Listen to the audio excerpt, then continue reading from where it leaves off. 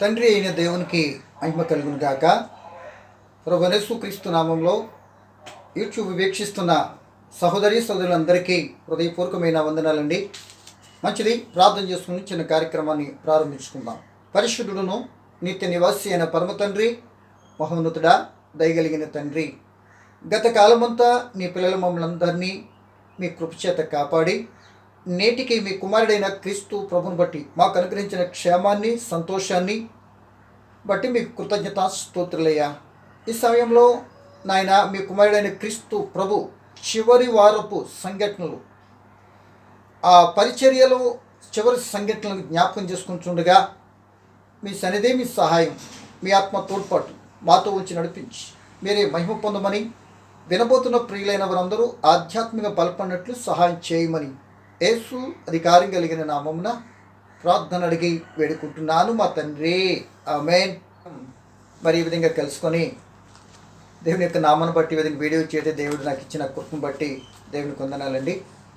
గత కొన్ని రోజులుగా మనం క్రీస్తు ప్రభు చివరి పరిచర్య భాగంలో ఆయన పలకకూడనివి, చేయకూడనివి అంటూ కొన్ని మాటలు మనం చెప్పుకుంటూ వచ్చాం.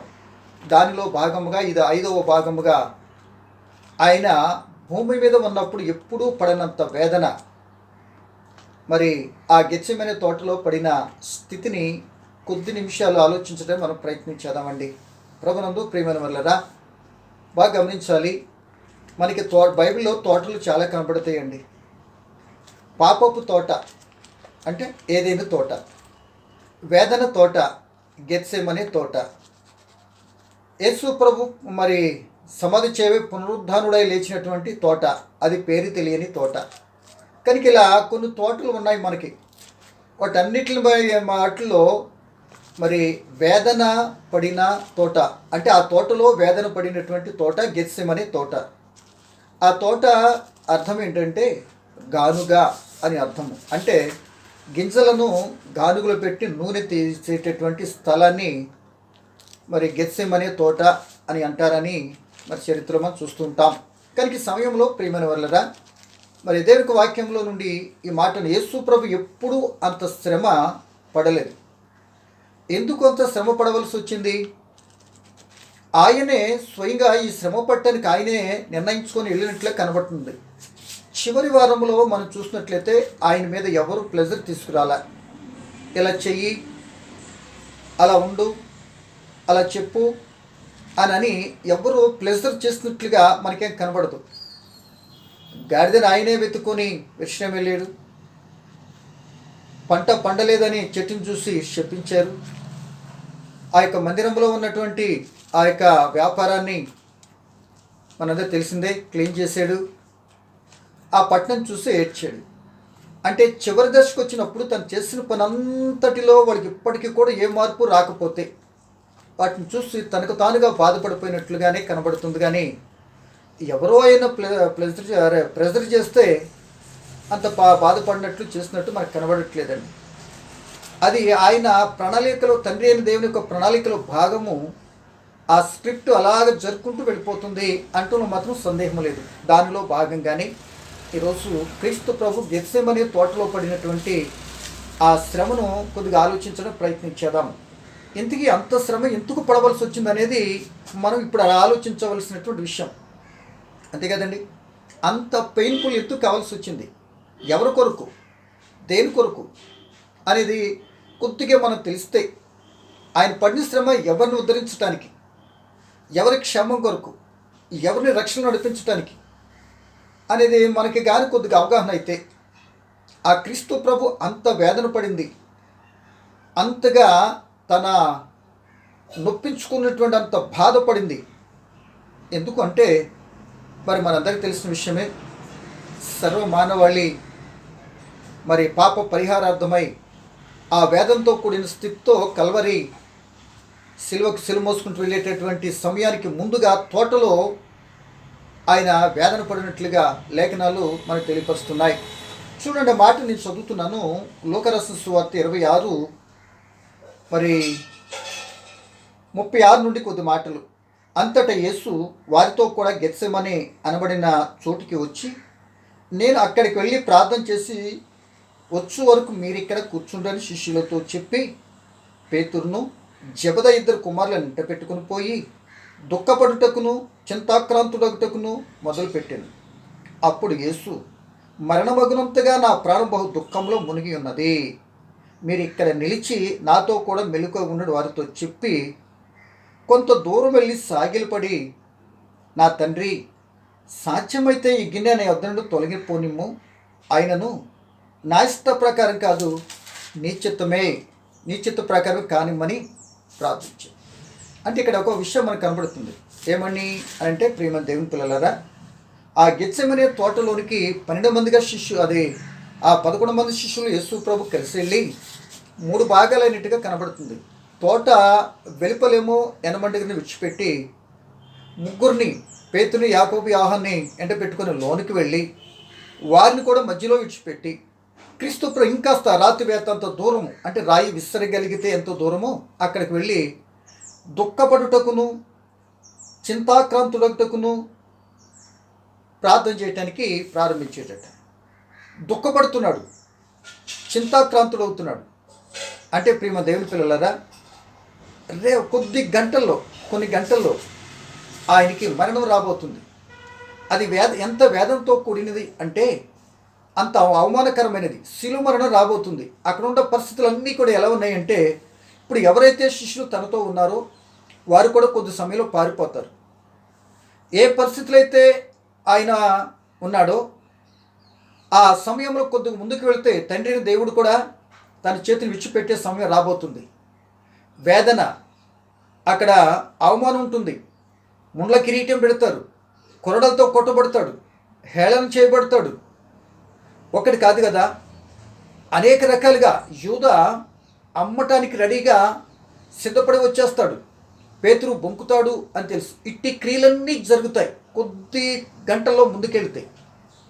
ఇట్టి స్థితిని ఓర్చుకొని ముందుకు వెళ్ళాలి అంటే మానవ మాతృగా ఉన్నటువంటి యేసు ఇక వేదనతో మరి దుఃఖముతో సాగిలపడి తన ప్రాణం మరణమగునంత ఆ బాధతో దేవునికి ప్రార్థన చేసినట్లుగా మనకు కనబడుతుంది. జరగబోతున్న పరిస్థితిని అంతా కూడా నీ చిత్తమైతే తప్పించు, నీకు ఇష్టమైతే తప్పించు అని అడుగుతున్నాడండి. మరి ఇక్కడ ఒక మాట గమనించాలి. అంటే యేసు ప్రభు యెరూషలేముకి వచ్చిందే ఎందుకు? చనిపోవటానికే కదా. అసలు ఆయన ఇక్కడ భూలోకానికి వచ్చిందే ఎందుకు? తండ్రి చిత్తం నెరవేర్చడానికి, సర్వమానవుల పాప పరిహారార్థమై ఆయన కల్వరిశిలలో తన ప్రాణాన్ని పెట్టడానికి వచ్చాడు. కొన్ని సందర్భాల్లో యేసు ప్రభు కూడా నా ప్రాణాన్ని పెట్టగలను, దాన్ని నేను తీసుకోగలను అని కూడా చెప్పాడు.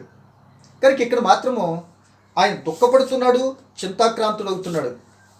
మరి ఇంకా మనం చూసినట్టు లోక సువార్తలు చూసినట్లయితే ఆయన ప్రార్థిస్తున్నప్పుడు ఆ మాట కూడా చదువు చూడండి, ఎందుకైనా మంచిది. 22వ అధ్యాయము 39 నుండి మనం చదవచ్చు, కానీ 40 వచ్చి నేను చదువుతున్నానండి. మీరు శోధనలో ప్రవేశించుకున్నట్లు లోక సువార్త 22:40. ఆ చోటు చేరి ఆయన వారితో, మీరు శోధనలో ప్రవేశింపకుండానట్లు ప్రార్థన చేయుడని చెప్పి వారి యొద్ద నుండి రాతివేత దూరం వెళ్ళి మోకాళ్ళుని, తండ్రి, ఈ గిన్నె నా యొద్ద నుండి తొలగించు, నా ఇష్టం కాదు నీ చిత్తం అంటూ వచ్చిన తర్వాత 44 ఆయన వేదన పడి మరింత ఆతురంగా ప్రార్థన చేయగా ఆయన చెమట నేలను పడుచున్న గొప్ప రక్తపు బిందువు వలె ఆయను. అంటే ప్రార్థన చేస్తే అంటే మోకాళ్ళు నేడు నేల మీద పడ్డాడు, మార్కు సువార్త సాగిలపడి అని ఉంటుందండి. అంటే అంతగా తను తగ్గించుకొని రాబోతున్నటువంటి ఆ భయంకర ప్రళయాన్ని లేదా భయంకరుడు వేదంతో కూడిన పరిస్థితిని ఈ తాళుకొని అనుభవించాలి కొన్ని గంటల్లో. దానిని నీ చిత్తమైతే తప్పించు అని ప్రార్థన చేస్తున్నాడండి. అంటే యేసు ప్రభు చాలా పర్యాలు తన యొక్క 3.5 సంవత్సరాల పరిచర్యలో కానీ మనం గమనించినట్లయితే మీ చింత యావత్తు దేవుని మీద వేయండి, మీ భారం ఆయన మీద వేయండి, ఏం చేద్దామా ఏం చెందామని కంగారు పడకండి, ప్రతిదానికి ప్రార్థన చేయండి, మీరు అడిగేది కూడా పొంది ఉన్నామని మీరు నమ్మండి అంటూ ఆ 3.5 సంవత్సరాల పరిచర్యలో ఇలాంటి మాటలన్నీ చెప్పి తన శ్రోతలైన వారందరినీ కూడా బలపరిచి వారు చక్కటి భరోసా ఇచ్చినట్లుగా మనకు కనబడతాయి ఆయన పరిచర్య ప్రారంభంలో. అంటే దుఃఖపడేవారు ధన్యులని ఇవన్నీ చెప్పాడు. ఇప్పుడు యేసు ప్రభు కూడా ఇప్పుడు దుఃఖపడుతున్నాడు. దుఃఖపడొద్దు అని చెప్పాడు, దుఃఖపడుతున్నాడు. చింత యావత్తు ఆయన మీద ఏమని చెప్పారు? ఈయన బహు చింతాక్రాంతుడైపోయి గెత్సెమనే తోటలో ఒంటరిగా పోరాటం. దయచేసి గమనించండి, అప్పటికి ఎవరు లేరు. బంధువు కానీ కుటుంబం కానీ తను ఏర్పాటు చేసుకున్న శిష్యులందరికీ దూరంగా వెళ్ళిపోయి ఆ తండ్రి చిత్తాన్ని నెరవేర్చడానికి ఆయన ఒక్కడే మరి దేవునికి మొరపెట్టుకుంటున్నట్లుగా మనకు కనబడుతుంది. ఎందుకని ఎందుకని ఎందుకంత చింతాక్రాంతుడైపోతున్నాడు అంటే, శరీరంతో ఉన్నటువంటి ఆ యేసు మనకి ఒక మాదిరిని, మీ దుఃఖము మీ చింత యావత్తు దేవుని వేయని చెప్పిన యేసు ఇప్పుడు శరీరానుసారంగా ఉన్నటువంటి ఆ యేసు రాబోతున్న ప్రమాదానికి ప్లేస్ ఏం చేస్తున్నాడు? తండ్రికి మొరపెడుతున్నాడు. నా ఇష్టం కాదు, నిశ్చితమే అంటూ ప్రార్థిస్తున్నాడు. అంటే నా ప్రియమ దేవుని పిల్లలరా, ఆలోచించాలి. దైవ గ్రంథంలో మీరు గమనించినట్లయితే గత కాలంలో పాత నిబంధనలు చూస్తే అనేక సంఘటనలు జరగబోతున్న వాటికి వాళ్ళకి తెలియపరిచినప్పుడు దాని నుండి తప్పించబడటానికి చేసింది ప్రార్థనే. మాట అర్థమవుతుందండి. ఒకరు తప్పించబడటానికి ప్రార్థన చేయకపోతే ఆ వస్తానన్నటువంటి ఆ ప్రళయము, లేకపోతే వస్తానన్నటువంటి ఆ ఇబ్బంది ఆ వారి మీదకి వచ్చింది. వాళ్ళు అనుభవించినట్లుగా బైబిల్ చరిత్రలో మనం చూస్తూ ఉంటాం. ఉదాహరణ, నినివే పట్టణస్తులు రాబోతుంది ప్రమాదం 40 దినాల్లో. ఏం జరిగింది? వారు దాని నుండి తప్పించబడటానికి చేసింది ప్రార్థన. ఎవరి నుండైతే సమస్య వస్తుందని చెప్పారో ఆయనకే చెప్పుకుంటే ఆయన ఏం చేశాడు? దాని నుండి తప్పించాడు. ఎలా అంటే ప్రార్థన అంటే వాళ్ళు మొత్తం అంతా దుఃఖంతో కన్నీటితో వేంతో మొత్తం అందరూ కలిసి ఏం చేశారు? ప్రార్థించారు. ఆ కష్టం నుండి లేదా ఆ యొక్క ప్రాణాపాయ పరిస్థితి తప్పించబడ్డారు. అలాగా అనేక పర్యాలు పాత నిబంధనలు అనేక మంది భక్తులు ఈ విధంగానే ప్రార్థించినట్లుగా మనం చూస్తూ ఉంటాం. ఇక ప్రార్థించకుండా వస్తున్న సమస్యను తీర్చుకుంటానికి ప్రార్థించకుండా ఉన్నటువంటి ఒకటిగానే మనం చూస్తే నోవా కాలంలో ప్రజలు కానీ మనం చూస్తే ఎంతో చెప్పాడు నోవా గారు. అయితేనే రాబోతున్నటువంటి జలప్రళయం వస్తుందంటే విన్నారా? ఏదో కొత్త విషయం అనుకున్నారు, కానీ క్రొత్తది ఇంత ప్రమాదాన్ని తెచ్చుతుందా అని చెప్పటానికి, ఇలా తెచ్చిందని చెప్పడానికి వారు లేరు. చెప్పిన నోవా ఒక్కడే మిగిలాడు. అంటే అలా సరి చేసుకుంటానికి ఆయన అడగకపోతే వచ్చే ప్రమాదం అంత ఉంటుంది. యేసు ప్రభు కూడా చెప్పింది అదే. ఇప్పుడు శారీరకంగా ఉన్నాడు కనుక శరీరంతో ఉన్నప్పుడు దాన్ని ఓర్చుకుంటానికి, నా సహనానికి నాకు సహాయం చేయండి అని దేవుడిని అడుగుతున్నాడు. అడిగితే నా ఇష్టం కాదు, నీ చిత్తమే అన్నట్లుగా మనం చూస్తున్నాం. కనుక నా ప్రియమ దేవుని పిల్లలారా, ఆలోచించేయండి. ఈ విషయం గట్టి మనం గమనించినట్లయితే ఆయన అలా ప్రార్థన చేస్తూ ఉంటే ఆయన అర్థమైపోతుంది. అంత ప్రార్థన, అంత బాధతో ఉండి ఇక జరగబోతున్న పరిస్థితి ఎలా తాలుకోనాలి, ఎలా ఓర్చుకోనాలి, ఎలా చేయాలి అని ఈయన ఇక్కడ ప్రార్థన చేస్తున్నాడు. ఏంటి ఈయనకి రాబోతున్నటువంటి ఈ పరీక్ష ఇది నెగ్గకుండా ఒకవేళ ఓడిపోయాడు అనుకో, ఆ యొక్క వేదంతో ఇప్పుడు శిలువ మరణానికి ఆ కొడుతున్నటువంటి ఆ యొక్క పెడుతున్నటువంటి హింసకు కానీ ఈయన వెనుదిరిగాడు అనుకో, దేవుని ప్రణాళిక ఫెయిల్ అవుతుంది. ఈయన వచ్చిన కార్యం నెరవేర్చలేని వాడవుతాడు. మొత్తం టోటల్గా దేవుని యొక్క ప్రణాళికే దెబ్బతింటుంది. కనుక తను ప్రిపేర్ చేసుకుంటున్నాడు, తను సిద్ధపరచుకుంటున్నాడు. రాబోయే ప్రమాదాన్ని ఎలా జయించాలి అని ప్రిపేర్ చేసుకుంటున్నాడు. ఇది ఇక్కడ పెట్టి ఒకసారి ముందుకెళ్ళొద్దాం. ప్రారంభ దశలో ఈ సువార్త పరిచయంలోకి యేసు వచ్చేటప్పుడు జరిగిన స్టోరీ ఏంటంటే, ఆయనను బాప్తిస్మం పొందిన తర్వాత వెంటనే తండ్రి దేవుడే పరిశుద్ధాత్మ చేత అరణ్యానికి పంపించాడు. 40 దినాలు ఏమీ తినలేదు. తినకపోయినా ఆయన ఏం చేస్తాడంటే 40 దినాలు ఏమి తినకుండానే ఆ యొక్క దుష్టును జయించి విజయం సాధించినట్లుగా మనకు కనబడుతుంది. ఎలా అనంటే, అప్పటికి యేసు వాక్యం చేత నింపబడ్డాడు అంటలో సందేహం లేదు. ఎందుకు మనం అలా చెప్పగలమంటే, ఆయన దుష్టుడు చెప్పిన ప్రతిదానికి వాక్యాన్ని కోడి చేసి, నీ దేవుని ప్రభువును సేవించవలదని, దేవుని మాట వలన జీవిస్తారు అని వాక్యాన్ని కోడి చేశాడు. అంటే ఎంతగా వాక్యంలో ఆ 30 సంవత్సరాల చివరికి యేసు పెరిగాడు అనేది మనకు అర్థమవుతుంది. అంతగా వాక్యాన్ని, అంటే దేవుని యొక్క వాక్యానికి అంతగా దగ్గరగా నేర్చుకుని తన హృదయం ఉంచుకున్నట్లు కూడా కనబడుతుంది. అది కూడా మనం ఎలా నిర్ధారణ చేసుకోవచ్చు? 12వ ఏటనే ఆ తండ్రి దేవుని పనిలో ఆయన ఉన్నట్లుగా లోకసువార్త 2వ అధ్యాయం మనం చూస్తుంటాం.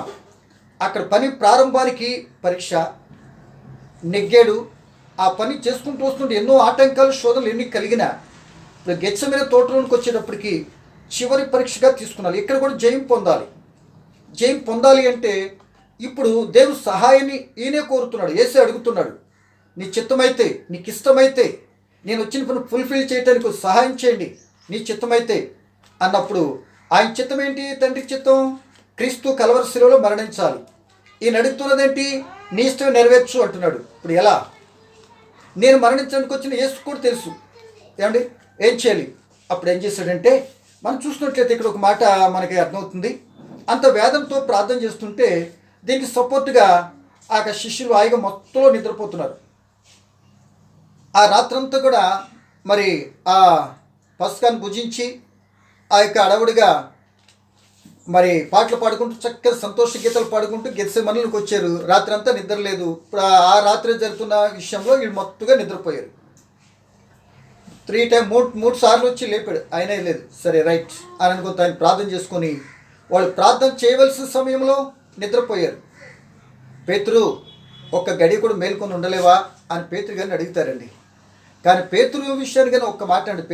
పేతురుని అడిగితే, ఇదిగో ఇక్కడ గెత్సెమనే తోటలో నిద్రపోయాడు పేతురు గారు.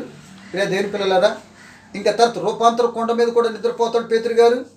తర్వాత అపోస్తుల గారిని చూస్తే 12వ అధ్యాయం చూస్తే జైల్లో కూడా నిద్రపోతాడు. కానీ ఆయన పత్రిక రాసేటప్పుడు ఏమంటాడంటే, మెలకువ కలిగి ప్రార్థన చేయండి అని అంటాడు. అంటే మెలకువ కలిగి ప్రార్థన చేయకపోవటం కారణంగా రాబోతున్న శోధనలో తప్పించుకోనమని మా గురువుగారు యేసుప్రభు చెప్పిన మేము వినలేదు కనుక మేము శోధనలో పడిపోయి మా గురువుగారినే మరి ఎరగమని చెప్పే స్థితిలోకి నా జీవితం వచ్చేసింది. కనుక ఇప్పుడు మీరేం చేస్తాం, మెలకువ కలిగి ప్రార్థన చేయండి అంటూ తన పత్రికలో పేతురు గారు క్రైస్తవ జనాంగానికి తెలియపరిచినట్లుగా మనం చూస్తూ ఉంటాం. కనుక ఇప్పుడు మనకు కావాల్సింది, ఈయన నీ చిత్తమైతే దీన్ని తొలగించని ప్రార్థన చేస్తూ ఉంటే ఆ యొక్క చిత్తములో శిలువ మరణం కన్ఫర్మ్. కానీ ఆ శిలువ మరణాన్ని మాత్రం తప్పించలేదు. కానీ ఆ శిలువ మరణాన్ని ఓర్చుకుంటానికి, ఆ శిలువ మరణాన్ని తట్టుకుంటానికి, ఆ శిలువ మరణం సహించటానికి, అంటే ఆ వేదంతో కూడిన పరిస్థితి, ఆ కొరడా దెబ్బలు, ఆ ముండ్ల కిరీటము, ఆ అవమానము, ఆ హేళన, ఆఖరికి ఆ తండ్రిని దేవుడి తన చేతిని విడిచిపెడితే తట్టుకోలేనటువంటి విరహ వేదన, దాన్ని అంతా అనుభవించడానికి మాత్రము మరి దేవుడు ఏం చేశాడంటే యేసు ప్రభు గారికి ఆయన దూతను పంపి ఆయన ఏం చేస్తుంటే బలపరచెను అని బైబిల్ మనకు సెలవిస్తుంది. కనుక నువ్వు ఎప్పుడు బలహీనుడవో అప్పుడే బలవంతుడు అంటాడు పౌలు గారు.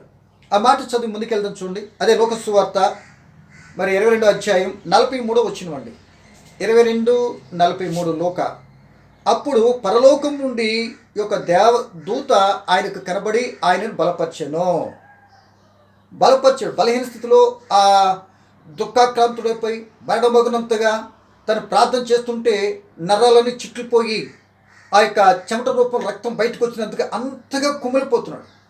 అంటే ఒక రకంగా ఈ శిలువ మరణం కంటే గెత్సెమనే తోటలో పడిందే గొప్ప వేదనగా, భయంకరమైన మరి వేదనగా మనం వర్ణించవచ్చండి. మానవ మాత్రులు ఎవరు అంత వేదన పడి అటువంటి స్థితి కలిగినట్లు, తనకు తానుగా అంత వేదన పడినట్లు చరిత్రలు ఎక్కడ మనకు కనబడదండి. ఆయన ప్రార్థన చేస్తుంటే నరాలు చిట్లిపోయే చెమట రూపంలో మరి వచ్చే రక్తం వచ్చిందంట. మనము చేస్తాం ప్రార్థన, కనీసం ఒక చెమట పట్టు కూడా రాదు. ఎందుకు? మనం కూర్చోేదో ఫ్యాన్ కింద కదా, అటు ఉండాలి ఫ్యాన్, ఇటు ఉండాలి. చక్కగా ప్రార్థన పేరు చెప్పాలి, ముసుగేసుకోవాలి, ముచ్చటగా నిద్రపోవాలి. అదే కదా? కరెక్ట్ కాదు కదా? చూద్దాం. కనుక ఆయన అట్లా చేస్తున్నప్పుడు చెమట నేల పడుతూ రక్త బిందువులు అయిపోయిందట. 44 ఆయన వేదన పడి మరింత ఆతురముగా ప్రార్థన చేయగా, అంటే యేసు ప్రభు ఏ పని చేసిన ముందు ప్రార్థన చేసి పనిని ప్రారంభించాడండి. పని ప్రారంభించేది కృతజ్ఞత చెల్లించాడండి. ఇప్పుడు రొట్టెలు పెట్టినా ఇటు దేవించు అని కృతజ్ఞత చెల్లించి ప్రార్థన ఇస్తే 5,000 మందికి వచ్చి శిష్యులను ఏర్పాటు చేసుకున్న అదే పని. పగలంతా పరిచర్య, రాత్రికాల సమయంలో కొండకి వెళ్ళిన ప్రార్థన. అంటే ప్రార్థన దేవునితో చెప్తున్నది, దేవుడు తన తండ్రి చెప్తున్న ప్రతి మాటను చేస్తూ ఆయన మాట ప్రకారమే సమస్తం చేసుకుంటూ వెళ్తున్నాడు. కనుక ఇక్కడ కూడా చేస్తున్న పని అంతా చివరంకానికి వచ్చింది. ఆ ఒక్క ఘటన కనుక ఒక్కసారి కానీ ఆయన మానవ మాత్రం శరీరంతో కానీ ఒక్క మాట కానీ ఫెయిల్ అయ్యాడా మొత్తం ప్రణాళికే చిన్న భిన్నం అయిపోద్ది. అప్పటికి మొత్తం ప్రభుత్వము, పరిస్థితులు, ప్రజలు అందరూ ఏకమైపోయారు. యేసు పక్షాన్ని మాట్లాడేవాళ్ళు ఎవరూ లేరు, సహాయం చేసేవారు ఎవరూ లేరు, నానెవరు ఎవరు పట్టించుకోరు. ఆయనకు ఒక్కడిగా ఉండిపోతున్నాడు కనుక ఆఖరి తండ్రి దేవుడు చేవిడ్చి పెట్టేంత కరెక్ట్ టైం అయిపోయింది. ఈ టైంలో ఎలా ఎలా అని దుఃఖపడిపోతూ వేదన పడిపోతూ రాబోతున్న ప్రశ్న ఎలా జయించాలి, తండ్రి చిత్తాన్ని ఎలా నెరవేర్చాలి, తండ్రితో వాగ్దానం చేసి నేను వచ్చాను, అదిగా పనిలోకి వచ్చినప్పుడు నా తండ్రి కూడా ఎంతో సంతోషించాడు. ఆ సంతోషం ఎలా నిలపాలని ఆయన ఒకటే వేదన, ఒకటే బాధ, ఒకటే దుఃఖము. అప్పుడు ఆ ప్రార్థన ఆలకించిన దేవుడు పరలోకములో నుండి ఒక దూతను పంపి బలపరిచాడు. అందుకే పౌలు అంటాడండి, నన్ను బలపరచువాని అంది నేనేం చేస్తాను, సమస్తమును చేయగలను. ఆయన బలపరచకపోతే మనం చేసేదేమి కూడా ఉండదండి. ఆయన బలపరచకపోతే మనం చేసేదేమి కూడా ఉండదండి. కనుక నా ప్రియమ దేవుని పిల్లలరా, ఆలోచించండి. ఆయన బలపరిచాడు కనుక ఆ శిలువ మరణం సహించి ఓర్చుకొని జయించాడు. అంటే దాని అర్థము పాపానికి రావాల్సినటువంటి ఆ శిక్షను భరించడానికి సిద్ధపడ్డాడు.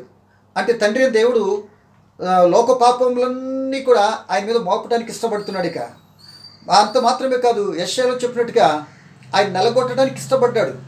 అంత మాత్రమే ఎదుగు, ఆయన దెబ్బల చేత మానవులకి మరి స్వస్థత, ఆయన రక్తం చేత పాప విమోచన జరగాలి అని ముందే ఆయన గురించి చెప్పబడింది కనుక ఆ కార్యక్రమాలన్నీ జరిగించడానికి తండ్రి రెడీ.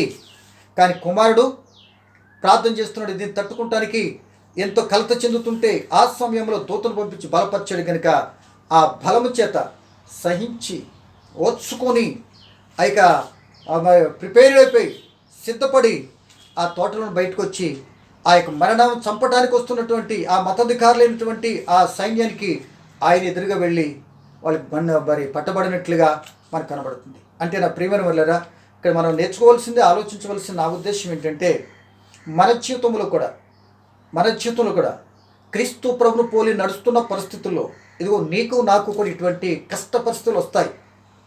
ఆయన ఏ కష్ట పరిస్థితులు వస్తే ఏం చేయమని చెప్పాడో, నీ దుఃఖము యావత్తు నీ భారము కూడా ఎవరి మీద ఏమి చెప్పాడు, దేవుని మీద వేయమన్నాడు. ఇప్పుడు నాకు కూడా నీళ్ళ శరీరం ధరించిన నాకు కూడా ఇకెళ్తే నేను ఎవరి మీద వేసాను, దేవుని మీద వేసి చెప్పినాను బలపరిచిన దేవుడు. నీవు కూడా నీకంటే కష్ట నష్టాలు ఎదురైనప్పుడు నీ సొంత జ్ఞానం మీద, నీ కలిగిన ఆస్తి మీద, నీ కలిగిన పేరు పరపతి, నీకని ఖండబలం, నీకని కుటుంబ బలం, వీటి మీద ఆధారపడి మోసపోయే కంటే అది ఎప్పుడైనా సరే మోసమే. ఏ మనుషుడు నమ్మదగిన వాడు కాడు. ఆఖరికి నమ్ముతుంది అనుకున్నాడు సంసోను, కవగిట్లున్న భార్య, ఆహా ఓహో అని సంతోషించినటువంటి కవగిట్లున్న భార్యే చివరాఖరికి తన ప్రాణం తీసేసింది కదా. మాట అందండి, తన యొక్క ప్రియదేని పిల్లని అన్నదమ్ములే కానీ యోసేపును అమ్మేసుకున్నారు కదా. అన్నదమ్ములే కానీ కయ్యోను హేబెల్ని చంపేశాడు కదా. నా ప్రియమైన దేవుని పిల్లల ఎక్కడ అందుకే ఏ మనుషులు నమ్మదగిన వాడు కాడు. కానీ వాటి ఎట్టును చూసాడు అన్నింటినీ, అప్పటికి ఆ శిష్యులు అందరూ వెళ్ళిపోతారు, అన్నీ జరిగిపోతాయి. ఈయన ఒక్కడే ఒంటరివాడు అవుతాడు. ఒంటరివాడైనప్పుడు నేను ఎప్పుడు ఒంటరివాడిని కాను, నా తండ్రి నాతో ఉంటాడని చెప్పిన ఆయన కూడా మరికొద్ది క్షణాలు ఆయన విడిచిపెడతాడు కనుక అది ఎంత బాధ చూడండి. ఆ బాధను అనిపిస్తున్న సందర్భంలోనే ఇట్టి స్థితి కూడా మరి యేసుని నమ్మి సేవిస్తున్న మనకు కూడా వస్తుందండి, మర్చిపోకండి. అలాంటి సమయంలో నువ్వు ఇలా ప్రిపేర్ అయిపోవాలి. మనుషులు నమ్మొద్దు, వ్యక్తుల వైపు చూడొద్దు. నువ్వు దేవుని నమ్మితే వ్యక్తుల ద్వారా సహాయం చేయడానికి ఎలా రప్పించాలో దేవుడు చూస్తాడు. అంత పరిపూర్ణంగా ఏది జరిగిన నీ ఇష్టమే. నేను మరణించాలా, ఉండాలా, బాధపడాలా, ఏం చేయాలా, ఓర్చుకోలేకుండా దూషించాలా అనేది నా మీద కాదు.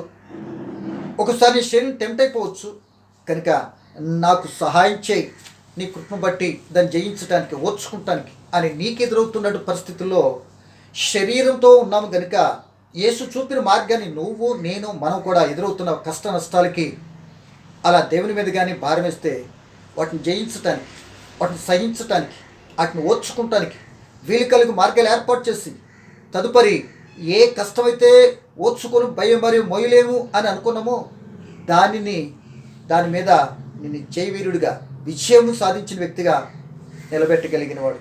అదే జరిగింది యేసు ప్రభు జీవితంలో. ఇది మనం నేర్చుకోవాల్సింది ఈ మాట ద్వారా. నీకు నాకు ఎదురవుతాయి. మరొకసారి చెప్తున్నా, ఇప్పటికే ఒకవేళ నీ జీవితంలో కష్ట నష్టాలతో పరిష్కార మార్గం దొరకక, ఎవరు పట్టించుకొనక, కుటుంబంలో పిల్లలు అందరూ ఉన్నారు. నీకు చిత్రమైన తెలుసా, నేనెవరు పట్టించుకోవట్లేదు. నువ్వు ఒక తండ్రిగానే ఉన్నావు, అసలు లెక్కే లేదు. నువ్వు ఒక భార్యగానే ఉన్నావు, నేను పలకరించిన వాళ్ళు లేరు. నీ కలతో వచ్చింది, నలతో వచ్చింది, ఎవరో నేను పట్టించుకుని లేరు. యేసు ప్రభుకు జరిగింది కూడా అది. ఆయన అన్నీ తెచ్చినప్పుడు అందరూ ఓహో ఆహా జేజేలని అన్నీ పొందుకున్నారు. చివరికి వీళ్ళందరూ ఈయనకి ప్రమాదం రాబోతుంది అని తెలిసినప్పటికీ ఒక్కరు లేరు కదా. సోదరుడా, రేపు జరగబోయే పరిస్థితి అదే మన జీవితంలో. కనుక ఇలాంటి సమయంలో ఆ యేసు ప్రభు చూపిన మార్గాన్ని బట్టి మనం ప్రిపేర్ అయిపోవాలి. ఆయన తోడుంటాడు, ఆయన ఉంటాడు అని. ఆ కలుగుతున్న కష్ట నష్టాల్లో నీకున్నటువంటి వాళ్ళందరూ దూరం అయిపోయి వాళ్ళని చూసి ఏడ్చడం వల్ల ఉపయోగం లేదు, అర్థానికి పనికిరాదు. కానీ జరిగిన పరిస్థితిని బట్టి ఎంత చేస్తే సరే ఈ విధంగా దూరం అయిపోయారు కనుక నాకు ఒక పాఠం చెప్తున్నాడు. ఇప్పుడు నేను వెళ్ళాల్సిన దేవుని దగ్గరికి, ఆయన కదా సహాయం చేసేది అనేటువంటి ఆ యొక్క బాధతో కూడిన పరిస్థితిని దేవునికి చెప్పుకుంటే పరిష్కారం దొరుకుద్దండి. నీకు ఒకవేళ ఏదైనా లేకపోయినా, ఏమేమి దూరమైనా, ఏదైనా కావాలనుకున్నా, ఏదైనా నీ జీవితంలో చిన్నపాటి ఇబ్బందికర ప్రతి శోధంతో పెద్ద ప్రళయమే నీ మీద రాబోతుంది అనుకున్నట్టు టెన్షన్ పడుతున్నా చేయవలసింది ఒకే ఒక్క పని, ఆయనకు మొరపెట్టాలి. తప్పనిసరిగా ఆయన దగ్గరకు వచ్చినటువంటి వారిని, ఆయన మొరపెట్టినటువంటి వారిని ఎప్పుడు త్రోసివేయలే. లేదా ఆయన దగ్గరకు వచ్చి అడిగినటువంటి వాళ్ళని లేదు, కాదు, కూడదు, రేపురా వెళ్ళిండ్రే అని వాయిదాలు వేసినటువంటి వాడు కాడు. విరిగి నలిగిన హృదయంతో, ఆ యొక్క విరిగి నలిగినటువంటి విధానంతో, ఆ కుమిలిపోతున్న పరిస్థితిలో యేసు ప్రార్థించినట్టుగా రాబోయే ప్రమాదానికి నీవు నేను మనకున్నటువంటి ప్రార్థన నిజంగా హృదయంతరంగా తెరిచి చేస్తే ఎందుకు తీరవండి కష్టాలు. ఆ కష్టాల నుండి తప్పించడానికో, ఆ కష్టాలను విడిపించడానికో తప్పనిసరిగా కృప చూపుతాడు. దానియేలు గారు సింహాల్లో పడేసాడు. దానికి ముందు ప్రార్థన చేశాడు. ప్రార్థన చేయొద్దన్నారు, ప్రార్థన చేశాడు. అందుకే సింహాల బోన్లో పడేశారు. ఏం జరిగింది? సింహాలు సెక్యూరిటీగా ఉన్నాయి, కానీ సింహాల బోన్లో వేసినటువంటి రాజుకు మాత్రం నిద్ర పట్టలే. అలాగే షడ్రక్ మేషక్ అబేద్నెగోలు తీసుకున్నా, లేకపోతే యోసేపు గారిని తీసుకున్నా, ఏమండి ఏంటండి మనకి ఇంకా ఇదిగో యేసు ప్రభు కూడా మనందరి కొరకు, ఆయన పడేది ఆయన కొరకు ఏ బాధ కదా, మనందరి కొరకే. అటువంటి బాధా పరిస్థితుల్లో ఆయన చేసిన పని ఏంటి, నీకు నాకు ఆయన చెప్తున్నది ఏంటి, ఆయన బట్టి మనం గ్రహించి నేర్చుకుని అనుసరించవలసిందేంటి అని అంటే ఇట్టిది. ముందే చెప్పేసాం. ఆయన ఎప్పుడు బాగలేదు, ఇప్పుడు కూడా ఆయన నిర్ణయించలేదు. వెళుతున్న దానికి నేను ఆ పరీక్షకి నెగ్గాలి అంటే, దాంట్లో విజయం సాధించాలి అంటే నాకు దైవ సహాయం కావాలి అనుకుంటూ ఆయన వ్యక్తిగతంగా ఆ దుఃఖంతో, వేదనతో మరి ప్రార్థించాడు. విని దూతను పంపించాడు. ఆఖరికి ఆ శిలువ మరణాన్ని జయించాడు. అంటే ఆయన ఓడిపోయి, లేకపోతే ఆయన మరణం కొరకు, మా పాపలు మరణం కొరకు ఆయన మరణించి వాళ్ళని గెలిపించి తిరిగి లేచి వాళ్ళని ఏం చేశాడు, ఓడింపజేసినట్లుగా మనం అర్థం చేసుకున్నాలని ప్రభు పేట మీద తెలియపరుస్తూ, నా జీవితంలో కూడా ఈ మాటలను బట్టి పెద్ద మనసుతో ఆలోచించి కలుగుతున్న పరిస్థితికి కుంగిపోకుండా, సోలిపోకుండా, ఎంత చేసి నాకు ఎవరూ లేరు, నన్ను ఎవరు పట్టించుకోవట్లేదు, ఇక ఎందుకు నా బ్రతుకు అనే నిరాశ నిస్పృహలు రానియొద్దు. నీ జీవితంలో శ్రమదినమన పరిస్థితుల్లో కృంగిపోతే చేతగానివైపోతాం. నీకు అన్ని చేత వచ్చిన మనుషువే. ఏదో కొన్ని పరిస్థితుల్లో అడ్డు వచ్చినాయి కదా అనుకుని ఏం చేస్తాం, కృంగిపోతావా? వద్దు వద్దు వద్దు వద్దు వద్దు. అన్నిటి మీద ఏదైతే నీకు దూరం అయిపోయిందో, ఎవరైతే ఇది అయిపోయారో వారందరూ మరలా నీ చుట్టూ తిరిగేటట్టు చేయాలి అంటే దేవుడు ఒక్కడే చేయగలడు. అటువంటి ఆ విధానంతో మనకు ఎదురవుతున్న వాటి కొరకు ప్రార్థన చేస్తూ ఆ యేసు ప్రభు మాటలో మనం ముందుకు సాగటానికి ఇష్టపడదాం. అటువంటి కృప, అటువంటి ఆత్మ తోడ్పాటు దేవుడు నీకు నాకు కోరుకుంటూ ఈ మాట ముగిస్తున్నాను. పరిశుద్ధుడైన పరమ తండ్రి, విత్తబడిన మాటలు లేక వాక్యము మీ చిత్తానుసారంగా మాలో ఫలింపచేయండి. మీ కుమారుడైన క్రీస్తు ప్రభు ఎన్నో మంచి పనులు ఎంతో చేసినా, లోకమంతా కూడా ఆయన మీద దాడి చేసినప్పుడు, ఆయన పక్షాన్ని ఎవరూ లేనప్పుడు మీ చిత్తాన్ని బట్టి విరిగి నలిగిన హృదయంతో ప్రార్థిస్తే ఆయన బలపరిచి జయ జీవితాన్ని ఇచ్చారు. ఈ మాటను బట్టి మేము మాకు ఎదురవుతున్న ఆటంక కష్ట నష్టాల్లో కూడా ఈ విధంగా విరిగి నలిగిన హృదయంతో మీ సన్నిధిలో ప్రార్థిస్తే మాకు ఉన్నటువంటి సహాయం చేయగలరు అని మీ కుమారుడు ద్వారా మాకు చక్కటి ఆలోచనతో కొన్ని పాట నేర్పించినందుకు మీ స్తోత్రాలు. ఆ ప్రకారం ధైర్యంతో ముందుకు సాగే కృపను మీ పిల్లలు మాకు అందరికి అనుగ్రహించమని మీ చిత్తమైతే రేపటి కాలంలో తెలుసుకుంటాక సహాయం చేయమని యేసు నామములో అడుగుచున్నాను తండ్రి. ఆమేన్. Thank you.